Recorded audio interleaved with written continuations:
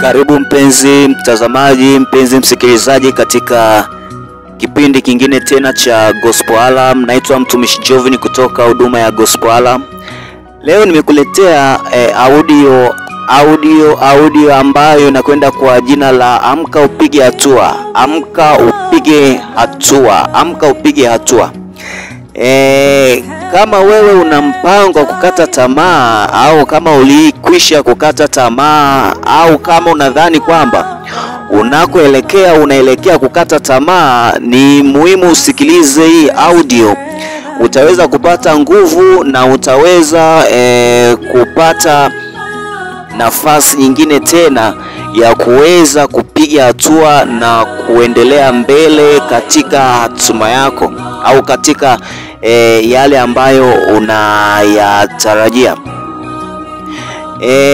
Ukiangalia katika kile kitabu cha Luka sura ya 9 mstari wa 32, Luka sura ya 9 mstari wa 32, Biblia inasema hivi: Petro na wale waliokuwa pamoja naye walikuwa wamelemewa na usingizi, lakini walipokwisha amka waliuona utukufu wake na wale wawili waliosimama pamoja naye.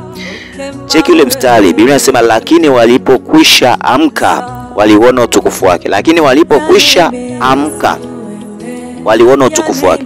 Nataka nikwambie kabisa kwamba wewe ambaye unadhani kwamba maisha yamefika mwisho, maisha hayawezi kuendelea tena, nataka nikwambie kabisa, hapo ulipokuwa umekata tamaa, hapo unapodhani kwamba umekata tamaa, mafanikio hayapo hapo ulipokata tamaa. Mafanikio yapo katika wewe kuamka kupiga hatua. Huko ndiko utakapopata mafanikio. Usidhani kwamba maisha yako au hatima yako amepewa mtu mwingine yoyote kuisimamia. Hatima yako hajapewa mzazi wako kuisimamia, kuifanikisha. Hatima yako hajapewa mjomba wako kuisimamia, kuifanikisha. Kwa kwanza, anayetakiwa kuifanikisha au aliyepewa jukumu la kuisimamia hatima yake na kuhakikisha inafanikiwa, mtu wa kwanza ni wewe mwenyewe hapo ambaye unakata tamaa. Nataka nikwambie kabisa kwamba hakuna aliyepewa jukumu la kuhangaikia maisha yako, ila ni wewe peke yako ndiye uliyepewa jukumu la kuhangaikia maisha yako. Utakapokata tamaa, hakuna wa kuweza kukubebea mzigo wa maisha yako kupeleka mbele.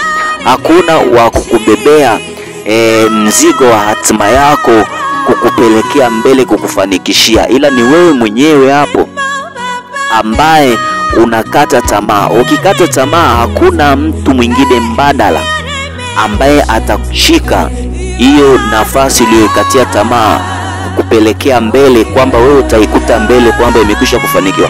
Utakapokata tamaa na hatima yako inakufa hapo hapo.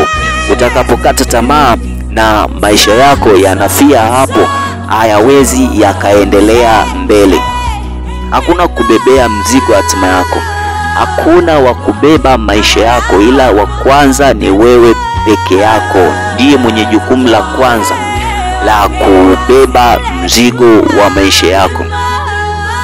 Nataka nikwambie kabisa mpendwa msikilizaji wa audio hii, unayesikiliza audio hii, kwamba kufanikiwa hakuko pale unapokaa chini.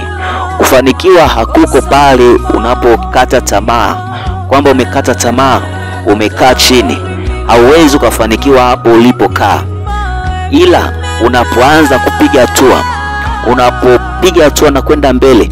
Unajua nilishawahi kusema kwamba tunapitia katika changamoto mbalimbali kwenye elimu, kwenye huduma, kwenye uchumi, kwenye biashara, kwenye ndoa na mambo mengine.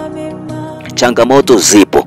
Sasa changamoto ikikufanya ukakata tamaa, ukashindwa kuendelea mbele, ukashindwa kupiga hatua, nataka nikwambie kabisa hutakaa ufanikiwe katika eneo fulani au eneo lolote lile.